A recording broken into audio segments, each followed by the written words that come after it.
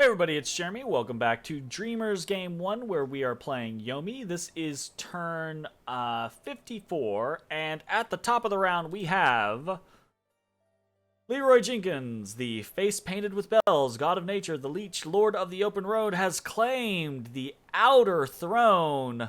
That is throne number 6, isn't it? That's throne number 6, isn't it? We were on 5. That is now 6. The game is not over, though.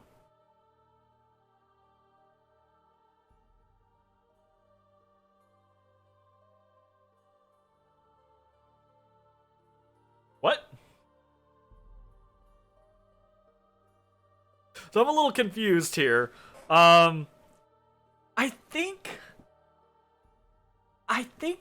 I think these are just incorrect, period? I think we noticed this, I think, on a previous turn, about like 10 turns ago or so, but I don't know that all of these thrones are reporting correctly, or that maybe the information is bugged because I'm doing these after the fact. Like, I know, if you do stuff after the fact and like a patch happens or something like that, it can sometimes, like, it can fuck with the battle reports, like how things show it play out in a battle versus what actually happened in a battle. Does it also fuck around with throne reporting? What is happening, Dominions? Like, what are you doing? How can I save a like snapshotted turn file of a game and then play, like, load that turn file up and it suddenly just be changed compared? That seems so bonkers. Okay, Dominion 6. Uh Better integrity for save files, right? Save files not being altered based off of the version of the game or something. I don't even know what's happening there, so I don't know. So take this one with a grain of salt, I guess, but Helheim might have taken the outer throne this turn? Question mark. If they did, they apparently lost a throne somewhere else. That's entirely possible. Like, there's a lot of fighting right now between Ubar and Lanka and Helheim, or Ubar and Lanka and Helheim. And I think Ermor has gotten into things now, actually. So I'm not 100% sure, but it's entirely possible that Helheim is gaining thrones and losing thrones at the same time. Again, yet another reason that I think would be really good to have notifications for when people lose thrones and when they gain thrones, as well as like losing globals. But whatever. We've got some stuff. Voice of Apsu finds a Lantern Fins. Lantern Fins is actually a +1 fire site. Auspex finds nothing. Augury finds nothing. Dark Knowledge finds nothing. Arcane Probing finds nothing. So, +1 fire is what we get as far as gym income this turn.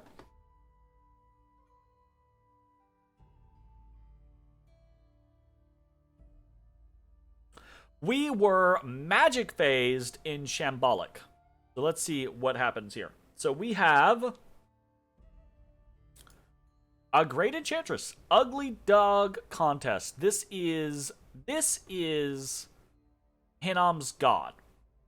Rainbow Pretender, coming in, doing a Foul Vapors, a Cloud Trapeze Foul Vapors, I'm assuming. Interesting. Okay, here's the thing though. Foul Vapors isn't gonna do much to me. So our Dionis have poison resistance, right? Our lizard shamans have poison resistance. Our demons, our Onis, do not have poison resistance. These guys do, but all of the rest of them don't have poison resistance. But that doesn't matter because it won't kill us. It'll just knock us into spirit form. And spirit form does, I believe, have poison resistance. So,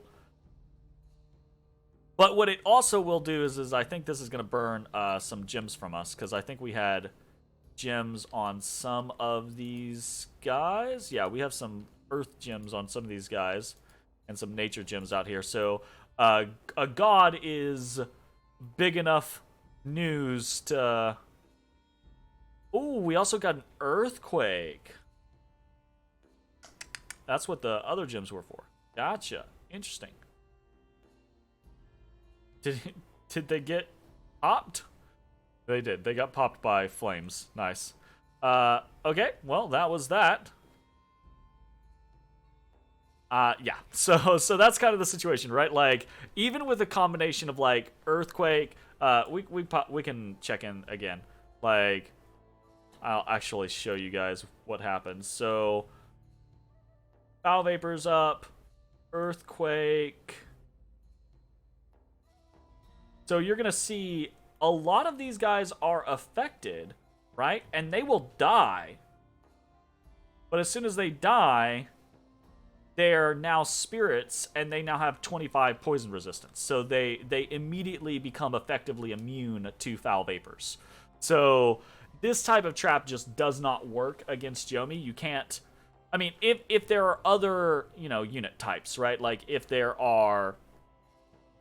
I don't know, if they have a bunch of other random mages or something like that. Like, Chunaris, for example, they still have poison resistance, right? Like it's just not going to be something that's going to work. Foul Vapors just is not a good option against Yomi. And unless...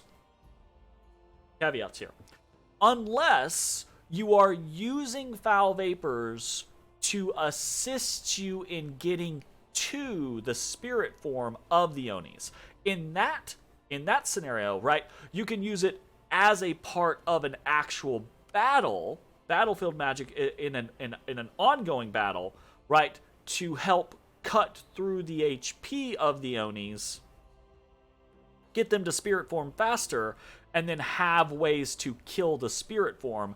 That will work just fine, right? But just trapezing in and trying to kill doesn't work.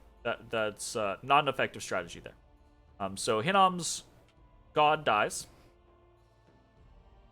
And then we have a bunch of battles. I'm going to try to take these battles based off of who they are. So we're going to do us versus Hinam first, okay? And we attack in Hinam. And we are up against actually quite a bit. So this is a fair amount of long dead, some Rephites, and then a rather large contingent of mages. So a fair number of Amis, a fair number of Achas, a fair number of lizard shamans, and a fair number of Melkarts. So we know what we're doing. We're buffing up. We're doing quite a bit of Swarmcast. All our Onis are just moving forward, and then we are either doing Horde of Skeleton spam, basically, or we are doing flying into their backline, right? So let's see how that goes while we watch what they are doing. So Big Communion, bunch of Swarm comes out, bunch of Phoenix Power comes out. Some air elementals going up. That's going to be interesting. Landing right in the middle of our stuff. They'll get chopped down. Bunch of fire elementals, bunch of earth elementals. We get a howl. So that's going to be a problem. Fire elementals and earth elementals will actually fuck with our shit. Howl is going to mess with us overall. This is going to be a tough battle. Ooh, we've got a lot of Blade Wind coming out. That's also pretty good. Blade Wind, pretty effective against us because we have low protection and no shields or anything like that. So Blade Wind will do a number on our masked up our masked up Onis. We've got a bunch of our Dionis are taken off and dropping into his backline now. Unfortunately, we get an Oni Spirit. We get one of our Dionis immediately gets popped, basically because he goes up against a Melkart with a Holy Scourge. So that is no bueno. More dropping into the Achas, or Ami is over there, killing what we can. Kind of not dropping into great scenarios here, unfortunately. getting pushed around by a earth elemental over there. We lose a Dione to this Melkart. This Melkart's going to be a big problem. More Diones in the back. Multiple Diones in the back on these shamans. That should be good for us. Guy's just kind of hanging out.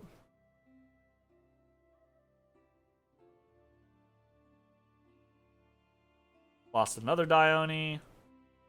We're all... We just keep facing off against this Melkart, and it's horrible. Okay. How's the actual fighting going?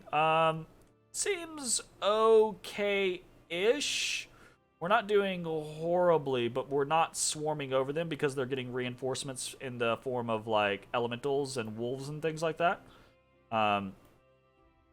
We are not slaughtering their backline the way that we should be slaughtering their backline. So that is real no bueno. Like, I can't imagine, like we're not killing any of these lizard shamans. And we absolutely should be. They do have Lucky. That's probably part of what's going on there. So we talked about what kind of battlefield magic would we come up against. Well, they don't have, like, Army of Lead or Army of Gold or anything like that. They don't have, like, Fog Warriors, but they do have, what is it, the Battle Fortune or I can't remember what it's called. But that is definitely going to matter, right?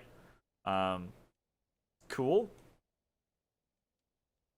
And not cool. We are losing out in the center infantry push. This is going downhill.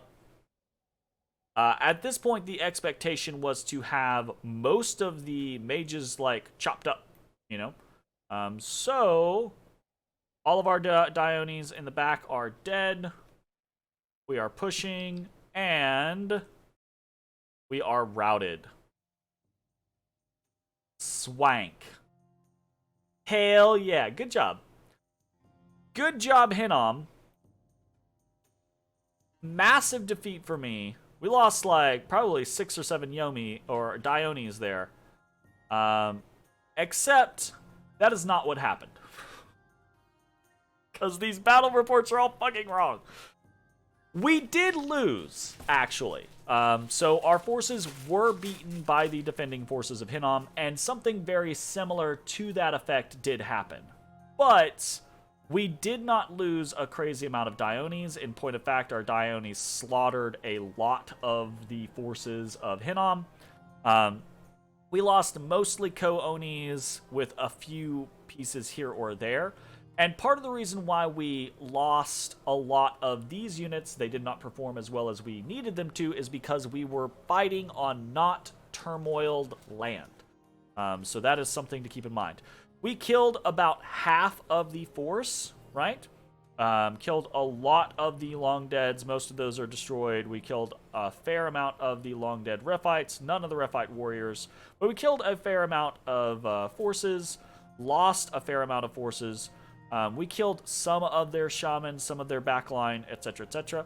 But the whole losing several Diones didn't actually happen. So while that was a cool alternate history, that is not actually what has developed. So that's good for us. That is very good for us, because if we just lost like 6 Diones there, we'd be dead. That's the can. That's the game. We're over and done with. So scary alternate universe there, but does not exist.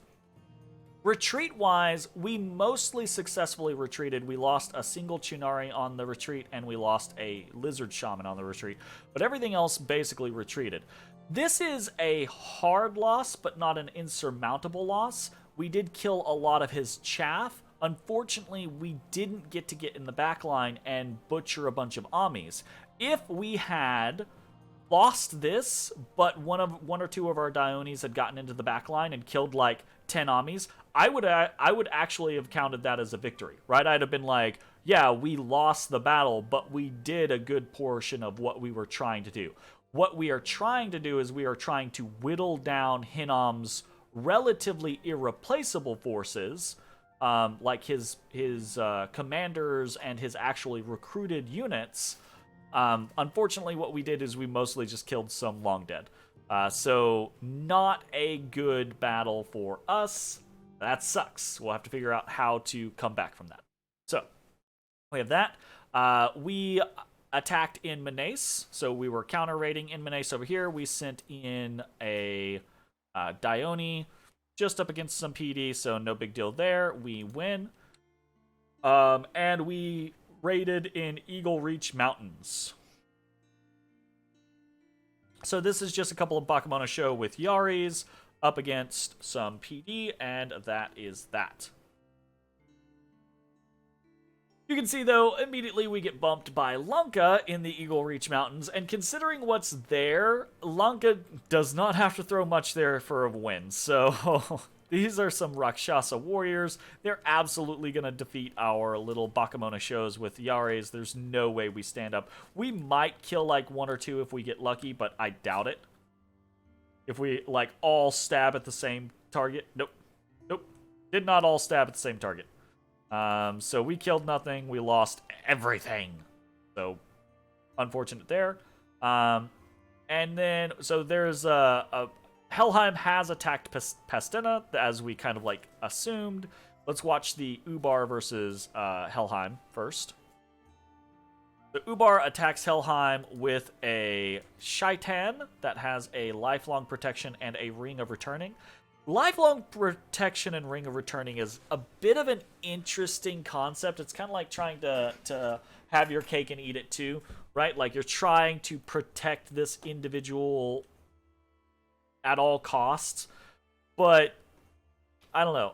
It's good. Don't get me wrong, it's good, but it's a lot of investment on a single thing that can get soul slayed. Like, is a bunch. But lifelong protection allows you to just flood the battlefield with imps, and it makes it pretty simple to beat a scenario like this. My problem with it is though, he did get routed, right? Like, he got hit, he got Ring of Returning, but the imps that he has finish the map. But I don't know if that means that he takes Norfangs. Go to the province. Yeah, I don't know what... that's a strange one to me. Yeah, I just feel like if you're gonna use a lifelong protection, use a lifelong protection and keep them there, right? If you're gonna use a Ring of Returning...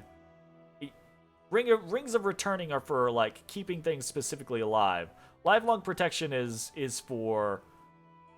Why? I don't know. It's a weird mix. It's a strange mix to me from a rating perspective. But, you know, if it works, it works. Okay, we were attacked in Pastina by Helheim. Let's see how bad it is. Okay, that's pretty bad. That's pretty bad. So... yeah, that's like 20 Great Eagles, right? That's gonna pop the fort immediately. That's a fair number of Hell Herdings and Mounted Herdmen. Fair number of Van Jarls, it looks like. A couple of Hengadrots. Yeah, this is cataclysmically bad. We are probably gonna lose Pastina. We're definitely gonna lose this little patrolling force, so no worries as far as that goes.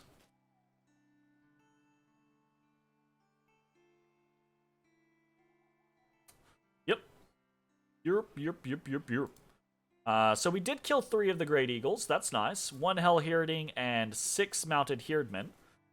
So not too terrible, all things considering. Truthfully, that actually went way better than it could have. But if we take a look down here, the entrance to the fortification to Pastina is breached. Absolutely, that's more than enough Eagles added to the mix, so that's really bad for us. We also have a couple of other battles that we witnessed. We got attacked in Earthsword Desert out of an event, so let's take a look at this. Just a little Earth Gnome coming at us, but we don't have very much here. Let's see how this goes. Earth Gnome coming forward. Doesn't have any gear or anything like that, but does have regeneration. And these Ictiids and this Demon Priest defeat the forces of nature.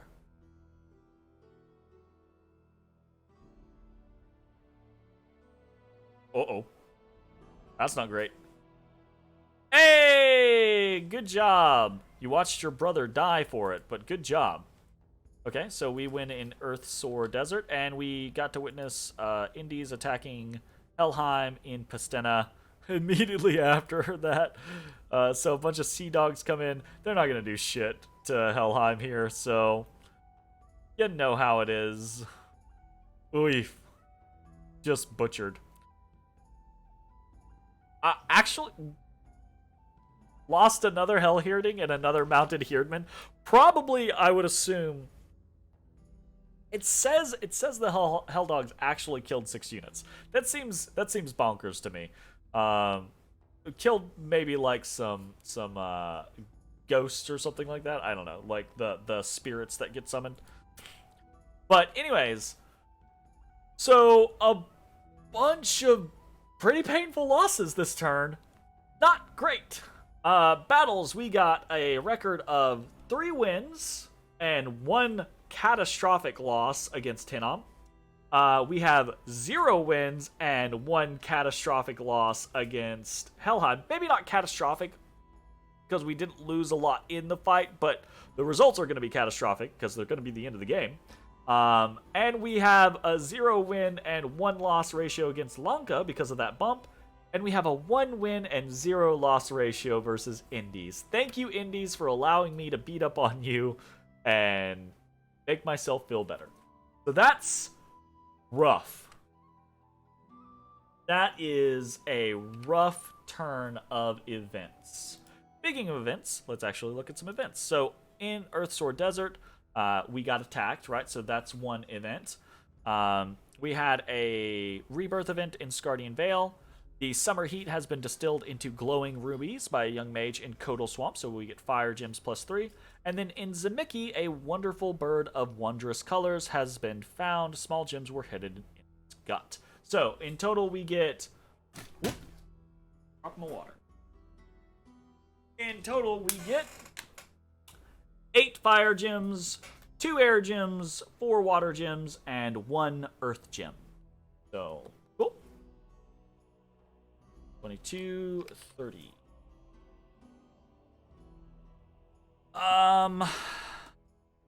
There's not really anything else going on. Okay.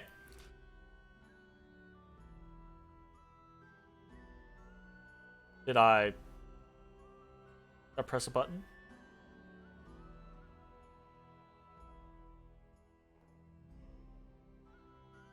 Oh no. Un momento.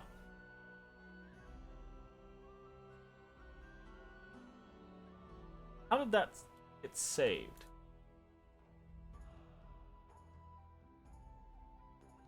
Delete this, rename. My stuff's fucked up.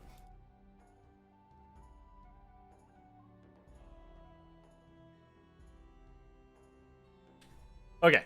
I was like, that is not good. Oh, goodness. Okay. I thought I'd lost all the moves that I had there. So, let's talk about Hinnom first, because it is actually the less consequential scenario going on. Our forces were kind of split coming off of Hinnom. So some got tossed into Velothia, some got tossed into Shambolic. We could try to move back onto Hinnom to reconjoin forces, and we might be okay there. But if we do that and Hinnom decides to come out after one of the forces, then that will result in us being defeated indeed. So instead of doing that, we can move part of the forces to Jabero, which is relatively safe. But then we have the forces of Relothia, which are in relative danger. Fortunately, they have the stronger force here, the Akaoni kind of grouping there. And we have several directions that we could go, right? We could go into Cormark, Hinnom, the Great Mountains, or the Parched Expanse. So Hinnom has to kind of guess there. He knows he can't do anything about the Parched Expanse, really. So it's kind of like guessing between these 3. And if he guesses incorrectly and he sends out a force to try to take us, then if we did jump onto a location like Cormark or Hinnom, then he might actually lose that scenario because of that. I actually did consider moving everyone onto Cormark instead of pulling away or moving on to Hinnom, just out of the concept of if he decides to try to like intercept us in Great Mountains or something like that, then that could put him out of position and we could pop Cormark in a single turn and take it.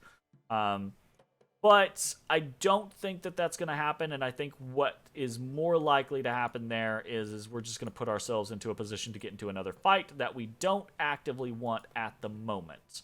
We're going to circle back around, and I try to consolidate our forces and come at Hinnom again. I do think we can win. I think we just got kind of unlucky in that last battle. We got into a situation where we kind of got very... I talked about it last turn, right? Like, I wanted in this as quickly as we can with Hinnom. So I took a risky-ish maneuver, knowing that we might go up against like all of his mages. So we're gonna circle back around, see if we can't pair something off, take smaller bites, and fingers crossed. That being said, the game might be over in the next turn anyways, so don't know if that matters. For now, we're gonna pull back. And then over here in Pastena basically is like the situation. So we are sending in everything that we can to Pastena, but I don't honestly think that it is going to be enough.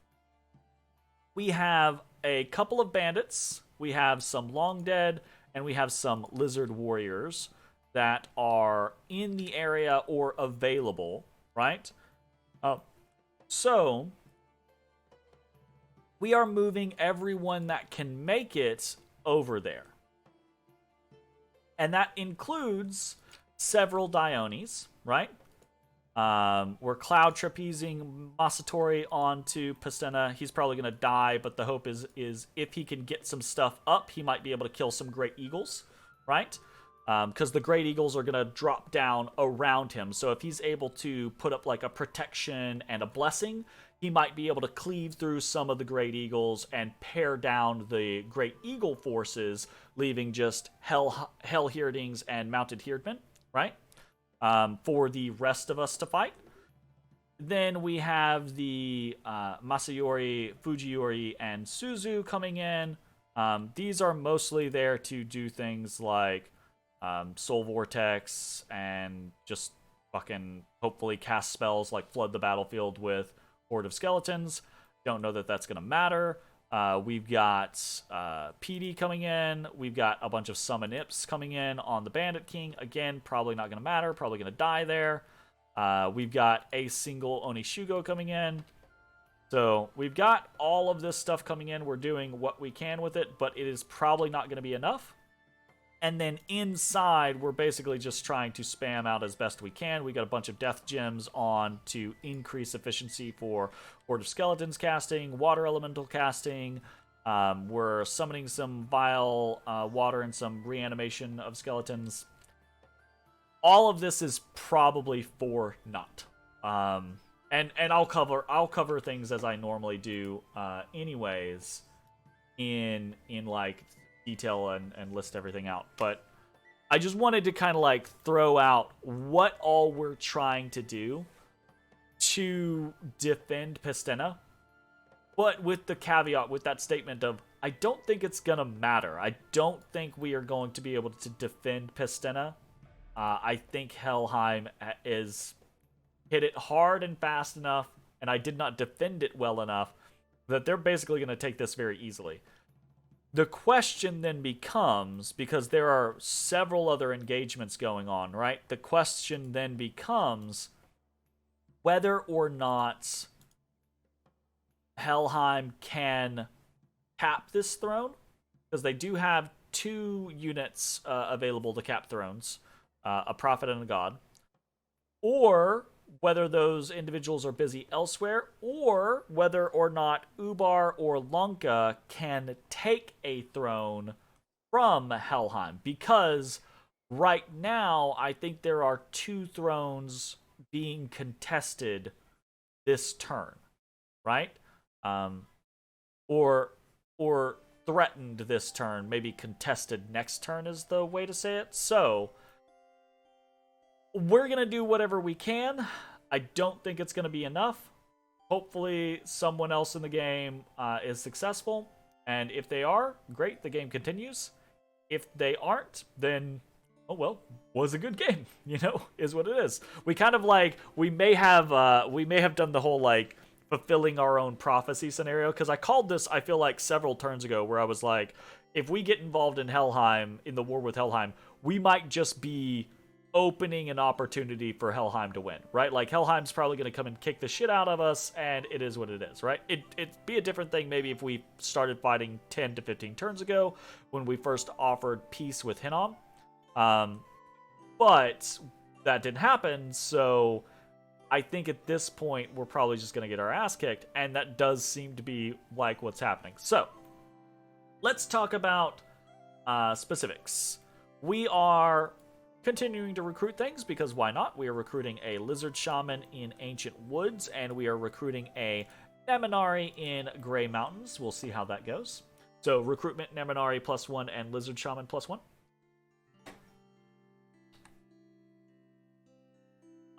We are doing a bunch of rituals. Some of them are just greedy rituals to do what we can, because we don't have anything else that we can do.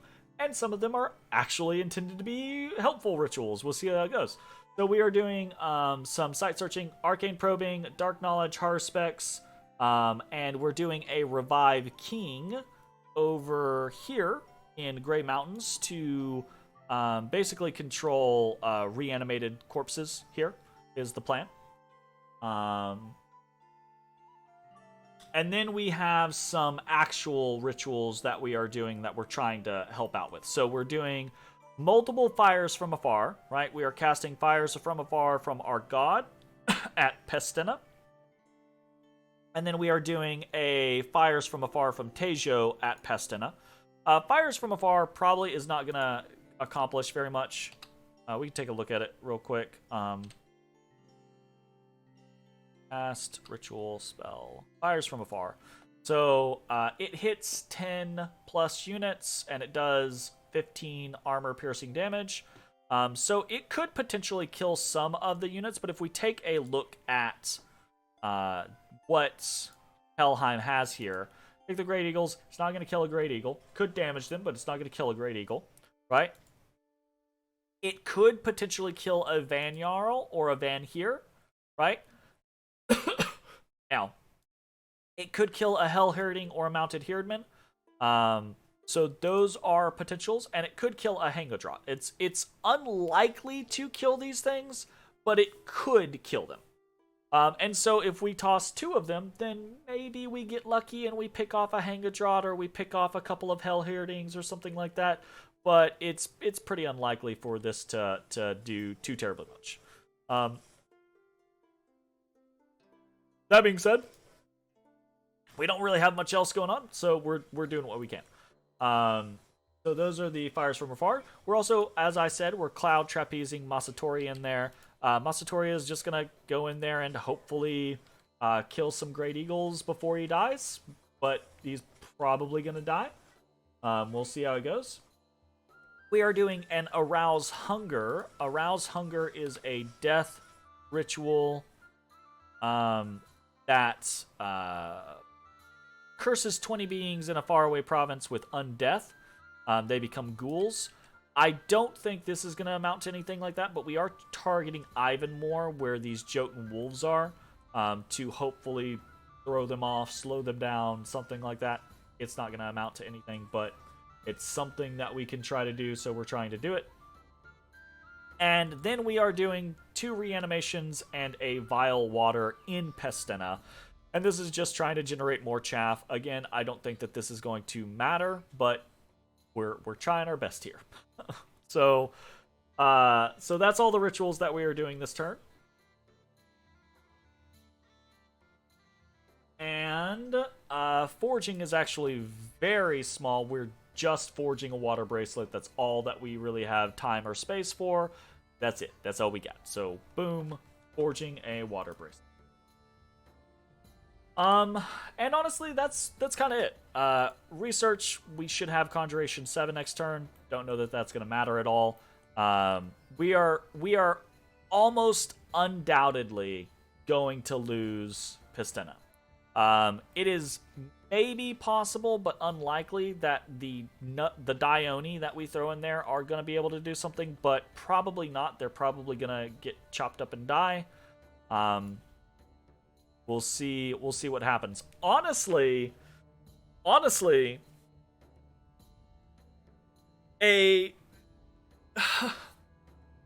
if I was really worried about like efficiency or improving my chances of winning the game or something like that, the better play here would to just be go like, okay, you beat me, Helheim.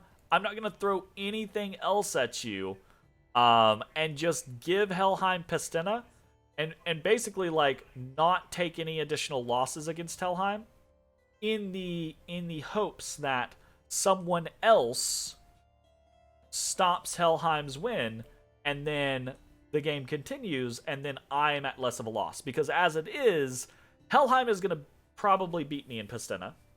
I'm going to lose a lot trying to defend Pistina. And then either the game's going to end because Helheim is going to win. So what did it matter at that point what I did? Or someone else is going to stop Helheim from winning. At that point, I will have to continue the game, but with less strength than I prior had. So, if I wanted to approach this from like a most strategic mindset, that's the route that I should go. I'm not going to do that though, because I think that's kind of a shitty way to play things. I'm going to try to defend Pistina, and we'll see how it goes. So, that's going to be it for the turn. Thanks for watching. See you next time. Fingers crossed. Bye-bye, everybody.